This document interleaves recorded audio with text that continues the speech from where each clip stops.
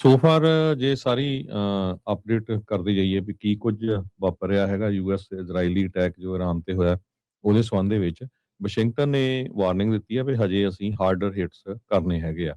ਤਹਿਰਾਨ ਨੇ ਜੋ straight off ਹਾਰਮਜ਼ ਆ, ਜੋ ਕਨਾਲ ਹੈਗੀ ਆ ਉਹ ਬੰਦ ਕਰ ਦਿੱਤੀ ਆ। ਉਹਦੇ ਨਾਲ ਪੂਰੀ ਦੁਨੀਆ ਦੇ ਵਿੱਚ ਜਿਹੜੀ ਤੇਲ ਦੀਆਂ ਕੀਮਤਾਂ ਵੱਧ ਗਈਆਂ ਆ। ਕਈ ਮੁਲਕਾਂ ਦੀ ਤਾਂ ਇਹ ਹਾਲਤ ਹੈ, ਇੰਡੀਆ ਵਰਗੇ ਦੀ ਜੇ 25 ਦਿਨ ਬੰਦ ਰਹਿ ਗਿਆ ਕਹਿੰਦੇ ਉੱਥੇ ਤੇਲ ਖਤਮ ਹੋ ਜਾਣਾ ਹੈਗਾ ਆ। ਕਿਉਂਕਿ ਉਸ ਜਿਹੜੀ ਹੈਗੀ ਆ ਕਨਾਲ ਰਾਹੀਂ ਸਾਰਾ ਜਿਹੜਾ ਤੇਲ ਉਧਰ ਨੂੰ ਜਾਂਦਾ ਹੈਗਾ। ਸੋ ਮਿਡਲ ਈਸਟ ਦੇ ਵਿੱਚ ਇਹ ਜਿਹੜੀ ਲੜਾਈ ਆ ਹੁਣ ਕੱਲੀ ਇਰਾਨ ਤੋਂ ਬਾਅਦ ਬਾਕੀ ਮੁਲਕਾਂ ਦੇ ਵਿੱਚ ਵੀ ਤੇਜ਼ੀ ਦੇ ਨਾਲ ਫੈਲ ਗਈ ਆ। ਜਦੋਂ ਤੋਂ ਹੀ ਅਯਾਤੁੱਲਾ ਅਲੀ ਖਮੈਨੀ ਦੀ ਮੌਤ ਹੋਈ ਹੈਗੀ ਆ, ਹੁਣ ਤੱਕ 700 ਦੇ ਕਰੀਬ ਇਰਾਨ 'ਚ ਲੋਕ ਮਾਰੇ ਜਾ ਚੁੱਕੇ ਹੈਗੇ ਆ। ਤਹਿਰਾਨ ਦੇ ਵਿੱਚ ਉਹਨਾਂ ਦਾ ਜਿਹੜਾ Islamic republic of Iran broadcasting complex ਆ ਉਹ ਵੀ ਬੰਬ ਦੇ ਨਾਲ ਉਡਾ ਦਿੱਤਾ ਗਿਆ ਆ। ਉਹਨਾਂ ਦੇ ਜਿਹੜੀਆਂ ਹਿਸਟੋਰਿਕ ਗੋਲਸਟਨ ਪੈਲੇਸ ਆ ਤੇ ਯੂਨੈਸਕੋ ਵਰਲਡ ਹੈਰੀਟੇਜ ਸਾਈਟਸ ਆ ਉਹ ਵੀ ਬੰਬਾਂ ਦੇ ਨਾਲ ਉਡਾ ਦਿੱਤੇ ਗਏ ਹੈਗੇ ਆ। US secretary of state ਮਾਰਕੋ Rubio ਉਹਨਾਂ ਨੇ ਵਾਰਨਿੰਗ ਦਿੱਤੀ ਆ ਵੀ ਆਉਣ ਵਾਲੇ ਦਿਨਾਂ 'ਚ ਅਸੀਂ ਹੋਰ ਹਾਰਡੈਸਟ ਹਿੱਟ ਕਰਾਂਗੇ।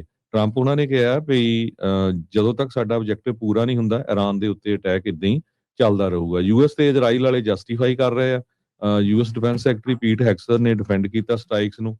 ਕਹਿੰਦੇ ਪਈ ਇਰਾਨ ਦੀ ਨੇਵੀ ਤੇ ਜਿਹੜਾ ਉਹਦੇ ਤੇ ਅਟੈਕ ਸੀ ਨਿਊਕਲੀਅਰ ਬਣਾ ਰਹੇ ਸੀ, ਜੋ ਆਪਾਂ ਪਿਛਲੇ ਸਮੇਂ ਦੇ ਵਿੱਚ ਡਿਸਕਸ ਕਰ ਚੁੱਕੇ ਹੈਗੇ ਆ। ਇਰਾਨ ਦਾ ਰੈਵੋਲੂਸ਼ਨਰੀ ਗਾਰਡ ਕਾਰਪਸ ਉਹਨਾਂ ਨੇ ਸਟੇਟ ਆਫ ਹਾਰਮਜ਼ ਨੂੰ ਕਲੋਜ਼ ਡਿਕਲੇਅਰ ਕਰ ਦਿੱਤਾ ਹੈਗਾ। ਕਹਿੰਦੇ ਵੀ ਕੋਈ ਵੀ ਵੈਸਲ ਉੱਥੋਂ ਲੰਘੂਗਾ ਉਹਨੂੰ ਅੱਗ ਲਾ ਦਿੱਤੀ ਜਾਊਗੀ। ਸੋ ਫਾਰ 787 ਲੋਕਾਂ ਦੀ ਇਰਾਨ ਦੇ ਵਿੱਚ ਮੌਤ ਹੋ ਚੁੱਕੀ ਹੈ, ਜਿਹਦੇ ਵਿੱਚੋਂ 165 ਬੱਚੀਆਂ ਇੱਕ ਸਕੂਲ ਦੇ ਵਿੱਚ ਸੀ ਜਿੱਥੇ ਬੰਬ ਦੇ ਨਾਲ ਉਹਨਾਂ ਦੀ ਜਿਹੜੀ ਮੌਤ ਹੋ ਗਈ ਹੈਗੀ ਆ। ਉੱਥੇ ਦਾ ਮੇਨ ਲੀਡਰ ਜਿਹੜਾ ਸੁਪਰੀਮ ਲੀਡਰ ਖਮੈਨੀ ਆ, ਉਹਦੀ ਜਿਹੜੀ ਮੌਤ ਆ ਉਹ ਵੀ ਹੋ ਚੁੱਕੀ ਹੈਗੀ ਆ। ਗਲਫ ਨੇਸ਼ਨਸ ਦੇ ਵਿੱਚ ਕਤਰ ਜੋ ਮੁਲਕ ਹੈਗਾ ਆ ਉੱਥੇ ਵੀ ਮਿਲਟਰੀ ਸਪਿਲ ਓਵਰ ਹੋਇਆ। ਉੱਥੇ ਉਹਨਾਂ ਦੇ ਜੋ ਦਰਜਨ ਦੇ ਕਰੀਬ ਕਹਿੰਦੇ ਇਰਾਨੀਅਨ ਬਲਿਸਟਿਕ ਮਿਸਲ ਤੇ ਡਰੋਨ ਵੀ ਡਿੱਗੇ ਹੈਗੇ ਆ। ਇਰਾਨ ਵਾਲਿਆਂ ਨੇ ਵੀ ਉੱਥੇ ਜਿਹੜਾ ਅਟੈਕ ਕੀਤਾ ਹੈਗਾ। ਕੁਵੈਤ ਦੇ ਵਿੱਚ 3 ਯੂਐਸ ਫਾਈਟਰ ਜੈਟਸ ਕ੍ਰੈਸ਼ ਹੋ ਗਏ। ਉਹ ਕੁਵੈਤ ਵੱਲੋਂ ਬਾਈ ਮਿਸਟੇਕ ਹੀ ਜਿਹੜੇ ਕ੍ਰੈਸ਼ ਹੋਏ ਹੈਗੇ ਆ। ਸਾਊਦੀ ਅਰੇਬੀਆ ਨੇ 8 ਦੇ ਕਰੀਬ ਡਰੋਨ ਜਿਹੜੇ ਆ ਰਿਆਦ ਦੇ ਵਿੱਚ ਇੰਟਰਸੈਪਟ ਕੀਤੇ ਹੈਗੇ ਆ, ਉੱਥੇ ਵੀ ਨੁਕਸਾਨ ਹੋਇਆ ਹੈਗਾ। ਯੂਐਸ ਸਟੇਟ ਡਿਪਾਰਟਮੈਂਟ ਨੇ 14 ਦੇ ਕਰੀਬ ਮੁਲਕਾਂ ਨੂੰ ਵਾਈਡ ਸਪਰੈਡ ਇਵੈਕੂਏਸ਼ਨ ਕਰਨ ਲਈ ਕਿਹਾ ਹੈਗਾ, ਜਿਨ੍ਹਾਂ ਦੇ ਵਿੱਚ Bahrain, Kuwait, Oman, Qatar, Saudi Arabia, UAE ਵਰਗੇ ਮੁਲਕ ਆ। ਪਰ ਇੱਥੇ ਜਿਹੜੇ ਟੈਡ ਲਿਊ ਆ ਕਾਂਗਰਸਮੈਨ, ਉਹਨਾਂ ਨੇ ਇਹ ਕਿਹਾ ਵੀ ਜੋ ਮਾਰਕੋ ਰੂਬੀਓ ਆ ਇਹਨਾਂ ਨੂੰ ਪਹਿਲਾਂ ਪਲਾਨ ਕਰਨੀ ਚਾਹੀਦੀ ਸੀ। ਜਦ ਤੁਹਾਨੂੰ ਪਤਾ ਸੀ ਵੀ ਤੁਸੀਂ ਅਟੈਕ ਕਰਨਾ ਆ ਤੇ ਜਿਹੜੇ ਅਮਰੀਕਨ ਸਿਟੀਜ਼ਨ ਆ ਉਹਨਾਂ ਨੂੰ ਤੁਸੀਂ ਕਿੱਦਾਂ ਕੱਢਣਾ ਆ, ਵੀ ਜਦੋਂ ਅੱਗੇ ਵੀ ਜੰਗਾਂ ਲੱਗਦੀਆਂ ਪਹਿਲਾਂ ਤਿਆਰੀ ਹੁੰਦੀ ਆ ਵੀ ਕਿੱਦਾਂ ਤੁਸੀਂ ਕੱਢਣਾ। ਉਹ ਕਹਿੰਦੇ ਜੀ ਕਮਰਸ਼ੀਅਲ ਫਲਾਈਟ ਲੈ ਕੇ ਆ ਜਾਣ, ਸਾਰਾ ਕੁਝ ਤਾਂ ਬੰਦ ਆ, ਉਹ ਨਿਕਲਣ ਕਿੱਥੋਂ।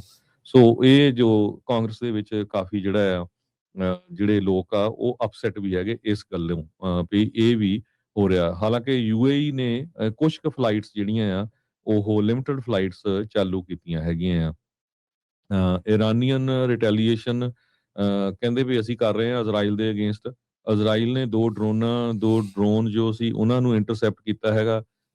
ਨੇਤਨਯਾਹੂ ਵਾਰ-ਵਾਰ ਕਹਿ ਰਿਹਾ ਵੀ ਜਿਹੜਾ ਅਸੀਂ ਮਿਲਟਰੀ ਐਕਸ਼ਨ ਇਰਾਨ ਦੇ ਵਿੱਚ ਕੀਤਾ ਆ ਉਹ ਅਸੀਂ ਜਿਹੜੀ ਆਉਣ ਵਾਲੀ ਥ੍ਰੈਟ ਸੀ ਲੰਮੇ ਸਮੇਂ ਲਈ ਉਹਨੂੰ ਪੂਰੀ ਤਰ੍ਹਾਂ ਖਤਮ ਕਰਨ ਜਾ ਰਹੇ ਹੈਗੇ ਆ।